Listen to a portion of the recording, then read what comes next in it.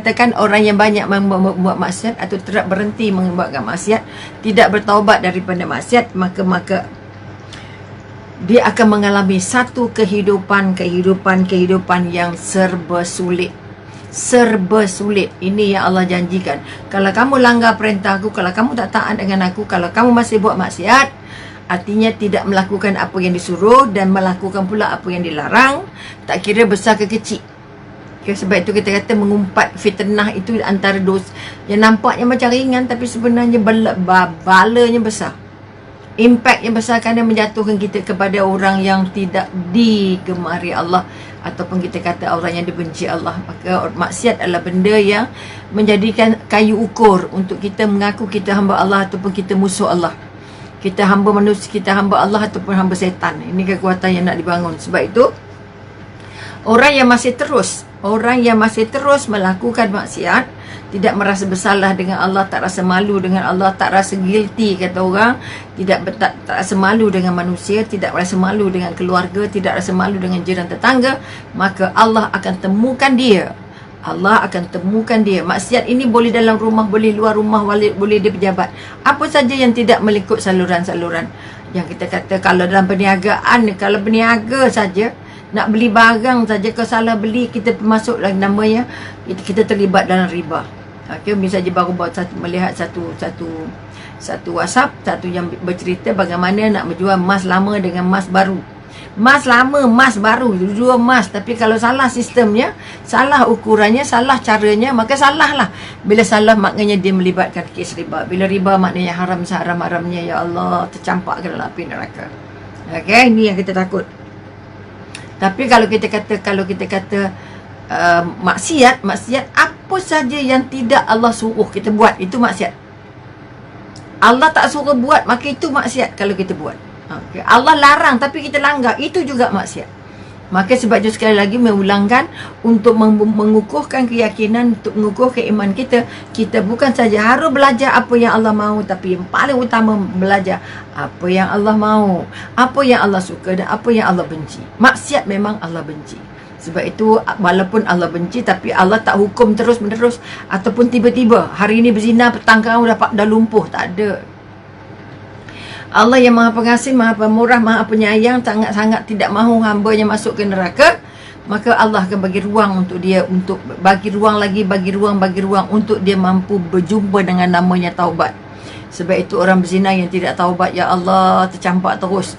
Apa saja maksiat yang kita buat, tapi kalau tempat jumpa namanya taubat. Kalau kita kata Firaun juga bertaubat, tapi timing salah. Okey?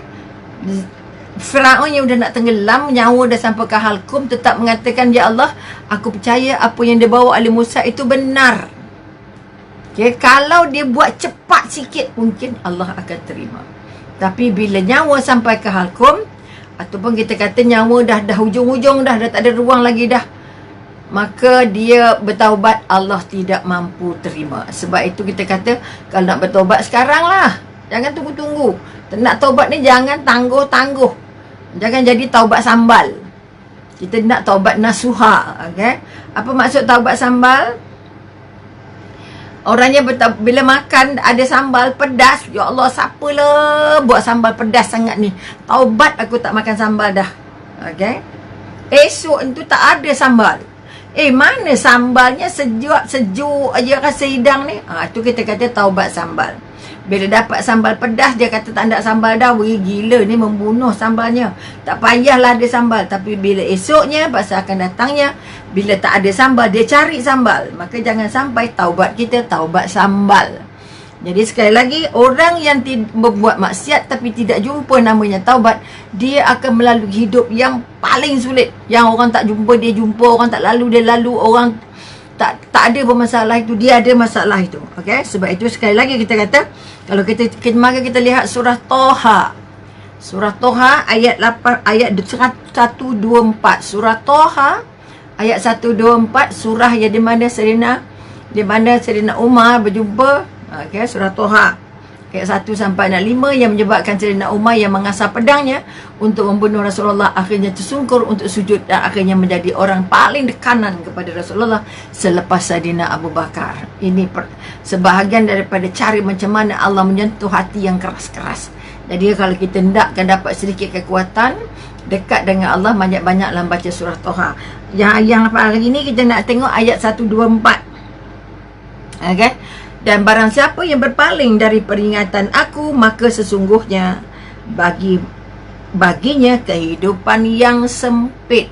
Orang yang melakukan maksiat ialah orang yang berpaling dari Allah. Orang yang tidak merasa Allah itu kuat, Allah itu ada, Allah itu tengok, Allah akan hukum, Allah akan bagi balasan pada apa yang dia buat. Kalau dia buat baik, dapat balik. Kalau jahat, dia dapat jahat. Sebab itu buku kiraan kita itu nanti kita terperanjat, ya Allah, apa ke benda bukunya, semua ada, satu pun tak ada yang tertinggal. Okey, ni kita katakan kekuatan yang kita nak bangun ialah orang yang terus membuat maksiat kecil ataupun besar. Dia tahu itu maksiat tapi dia terus buat, maka dia tidak jumpa nama hidup yang senang.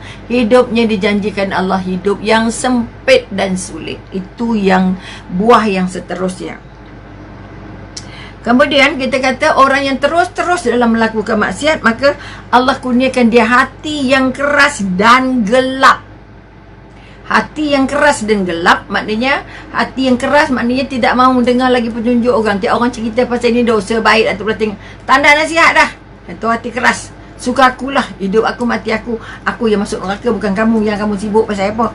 Akhirnya dia tak nak dengar nasihat langsung, tak nak dengar ceramah, tak nak dengar tazkirah, tak nak dengar siapa-siapa komen tentang dirinya. Ini kita kata keras. Kamu kalau tak solat begini, kamu kalau tak sedekah begini. Oh, itu aku punya hal. Jadi keras, hatinya keras, tak susah. Pertama, keras untuk jumpa Allah, keras untuk nak dengar tazkirah. Maknanya kita kata Allah butakan matanya, Allah pekakkan telinganya, Allah bisukan lidahnya. Maka akhirnya dia tidak mau dengar apa-apa dari siapa-siapa. Dia tak mau dengar apa-apa dari siapa-siapa pun, walaupun itu sebenarnya baik untuk diri dia. Orang yang keras artinya tidak mau dengar nasihat. Orang yang keras maknanya dia nak ikut cakap dia, tak nak dengar cakap orang. Baik, maka kita katakan dan gelap. Gelap maknanya apa? Keras hatinya, keras dan gelap. Gelap maknanya dia nak yang bengkok je. Nak yang tak cantik je, yang cantik tak nak. Okay, sebab itu kita kata yang senang-senang terima rasuah, yang senang-senang bohong, yang senang-senang tipu tanda tangan, yang senang-senang salah kira, yang senang-senang untuk bohong siapa saja, bengkok di mana saja. Ini adalah orang-orang yang Allah sudah beri hatinya keras dan otaknya gelap. Tak nampak dah, yang penting dapat. Tak kisahlah dosa ke tak dosa, yang penting dapat. Tak kira berkat ke tak berkat. Itu kita kata hati yang keras dan gelap. Dinasihat sampai berbuih mulut pun tak lepas juga. Ini kita kata hati yang keras, hati yang tidak mahu menerima hidayah, hati yang tidak mahu menerima nasihat, hati yang tidak mahu berubah untuk daripada yang beragam jadi baik, hati yang tidak menghargai kebaikan-kebaikan. Sebab itu kita kata hatinya keras dan gelap. Dia hanya tahu dia nak buat apa yang dia nak buat. Dia tak peduli apa orang kata, tak peduli apa orang bertegur, tak peduli nasihat yang dibekalkan. Ini yang paling sulit kalau mereka terus kekal dalam maksiat.